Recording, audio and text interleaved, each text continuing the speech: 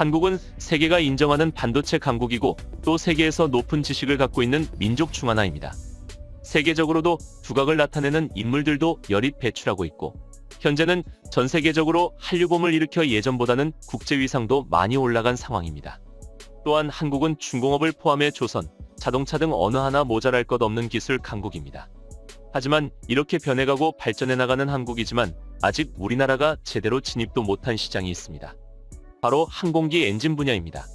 현재 한국은 항공기 엔진을 전량 수입해오고 있고 우리가 진행 중인 KF-21 사업에도 주요 핵심 기술들을 개발하는 노력을 보이고 있지만 엔진만은 예외인데요. 우리의 차기 전투기에는 1990년대에 만든 엔진이 들어가고 있는 심정입니다. 그만큼 한국의 다양한 제조 기술을 보유하고 있더라도 항공기 엔진은 그만큼 개발하기가 어렵기 때문이죠. 다가가온 예로 중국은 우리보다 먼저 제트 엔진 개발 사업에 착수했습니다.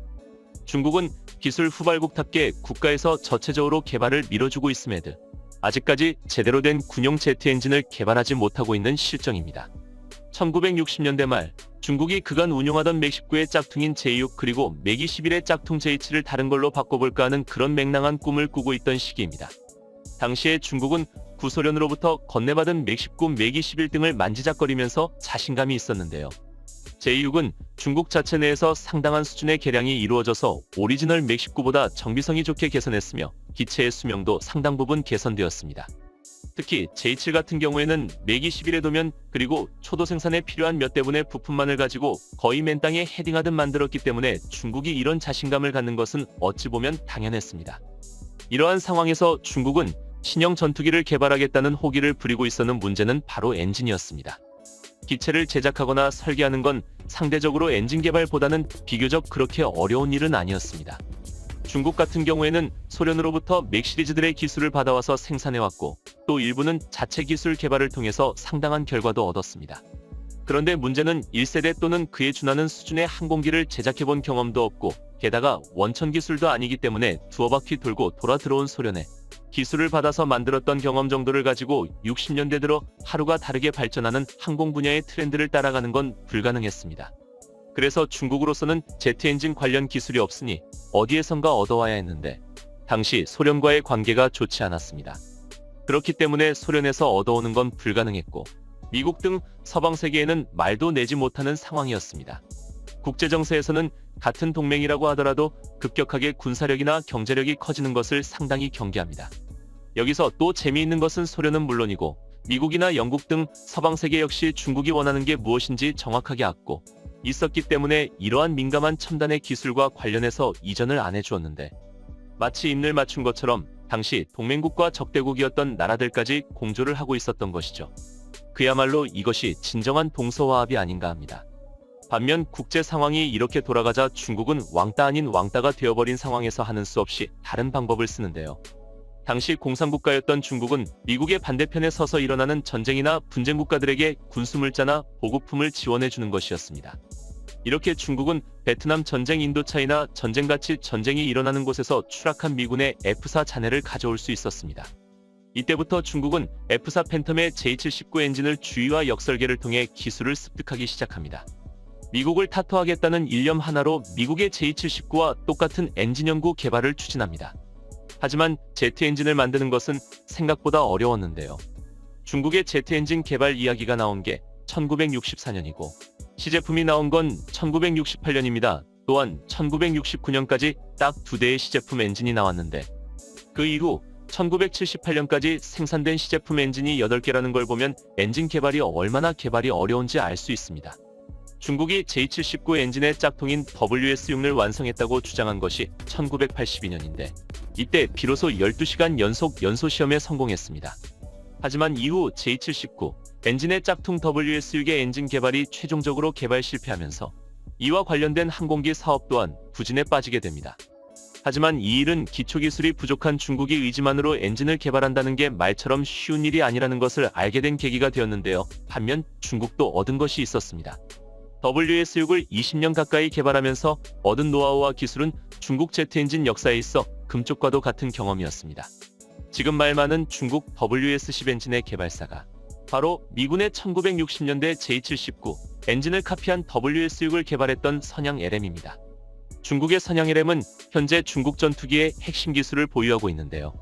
수준은 둘째치고라도 중국 내에서는 독보적인 제트 엔진 기술을 가지고 있다고 봐야 하는 기업입니다.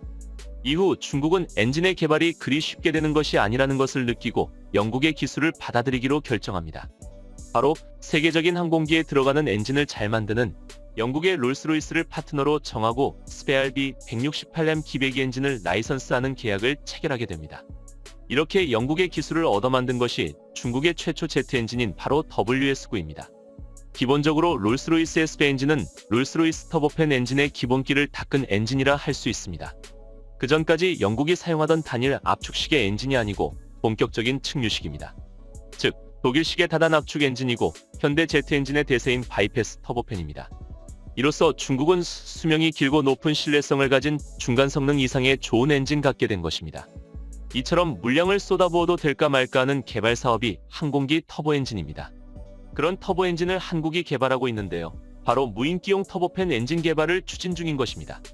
터보팬 엔진은 터보제트 엔진의 터빈 뒷부분에 다시 터빈을 추가해 추진력을 더 증가하도록 설계된 엔진입니다. 연료 절약과 배기 소음 감소, 장거리 비행 등의 장점이 있습니다. 좁은 의미로 보자면 제트 엔진은 터보제트 엔진과 같은 말이고, 넓은 의미로 보자면 터보제트 엔진은 제트 엔진의 일종입니다. 제트 엔진은 뒤쪽으로 좁고 빠른 공기 흐름을 일으킵니다. 쪽 제트를 분사하여 그 반작용으로 추진력을 얻는 엔진을 말합니다. 공기를 빨아들이는 엔진만을 초음속 이상의 미사일용으로 사용하고 있습니다.